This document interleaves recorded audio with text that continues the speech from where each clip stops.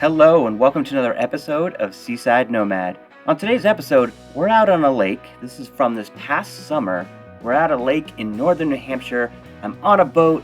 Right now, my brother-in-law is getting towed behind the boat, and my family's on the boat, and we went out and we had a good time at the lake. So you guys know that I like putting GoPros in lobster traps and seeing what's under the water. It's wicked sweet to see what's down there, and you never know what you're going to spot. So I thought, why not put a GoPro in a crayfish trap? So today you'll get to see my first attempt at putting a GoPro in a crayfish trap. Now if you're in the southern parts of the United States, you're going to call them crawdads or crawfish. But up here in New England, we call crayfish, crayfish. And a spoiler alert, we get to see zero crayfish in this trap today.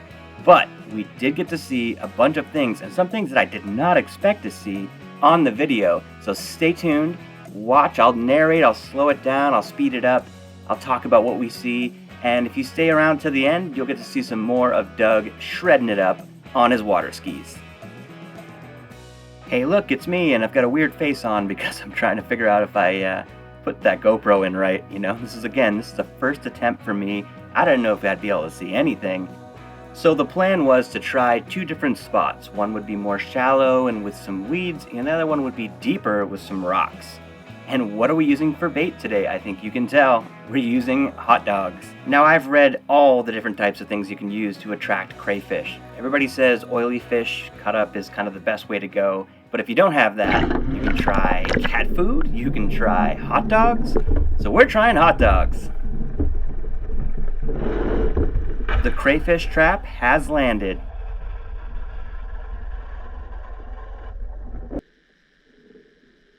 So after only a couple minutes of being in the water, a curious little pumpkin seed sunfish shows up. So these little pumpkin seed sunfish, I'm sure that you've seen them before. In fact, they're probably the first fish you ever caught.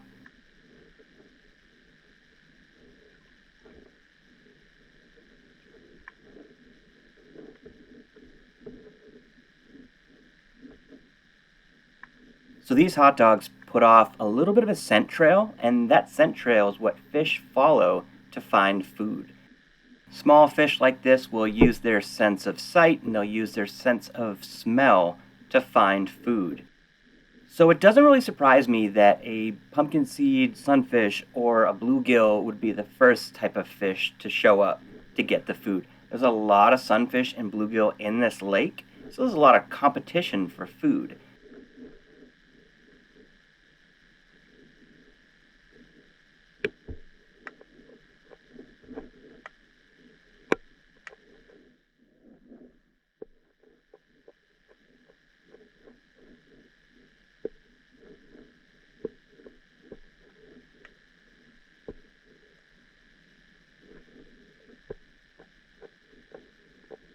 Now this is what really surprised me. I did not think that we would see a painted turtle on the video. Like when I pulled it up and I looked at the video, I was like, whoa, whoa, whoa, whoa, we got a turtle here.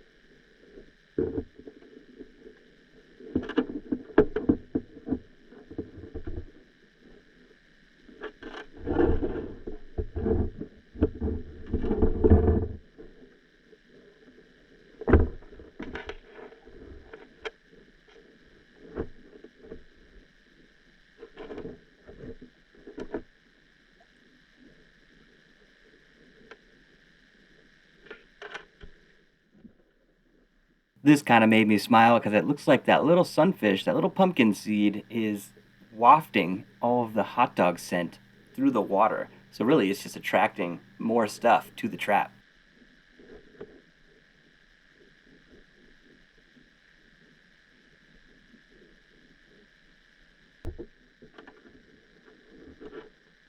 So this trap is made for crayfish. So these painted turtles are safe. They're not going to be able to get in there today. Although they are going to try. They really want some hot dogs.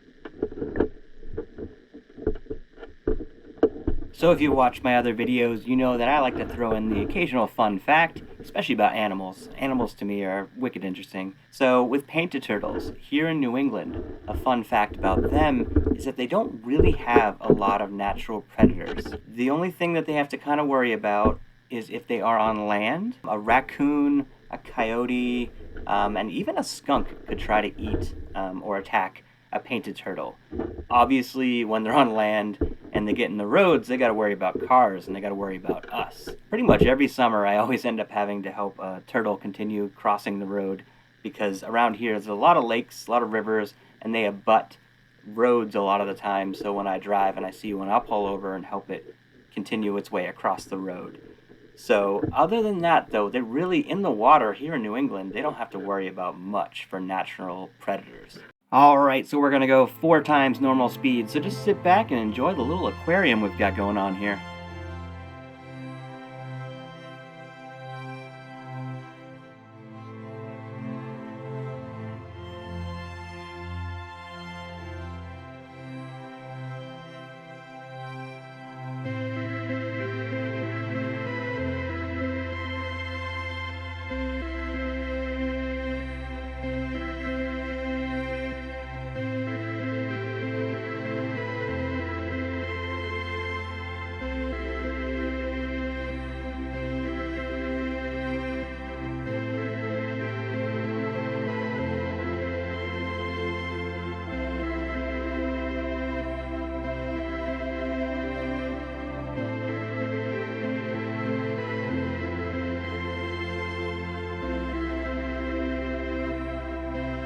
Stand by for an epic turtle shot in 3, 2, 1.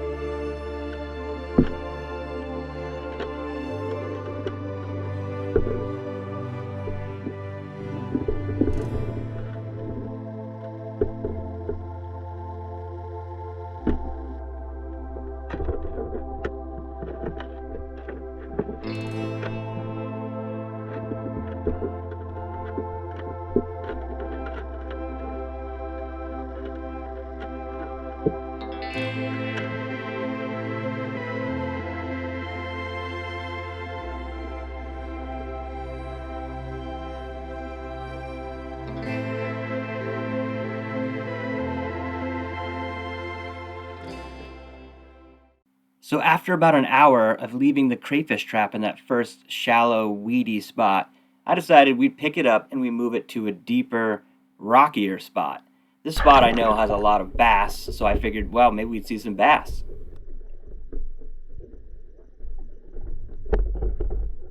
The crayfish trap has landed, sort of. It's actually rolled a bunch here because there's a rope and a little flotation device that I made for it.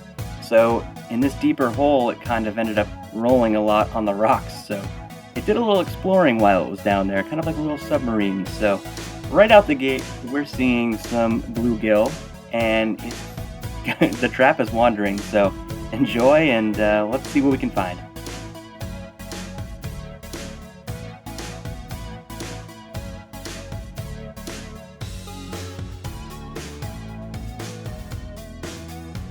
So right away we've got this big bass. It's kind of squaring up against the trap. I don't know whether it smells the hot dogs and it's interested, or if it just wants to see what this new feature is in its home.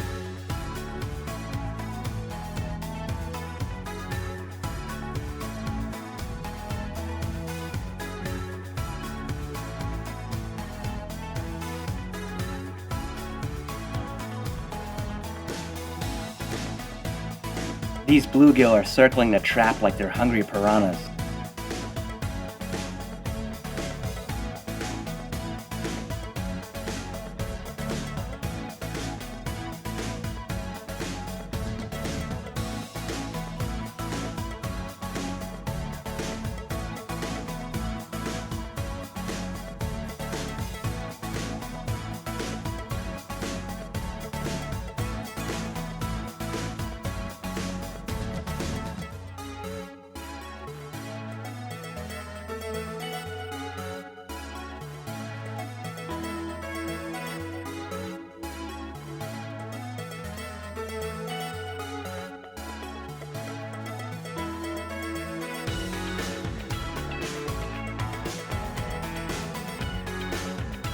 We've got a bunch of curious smallmouth bass that just keep showing up, and they're eyeing the trap. And it's funny because the trap is making some noise. I took it off because it got pretty annoying, but it's making noise and they don't seem super bothered by it.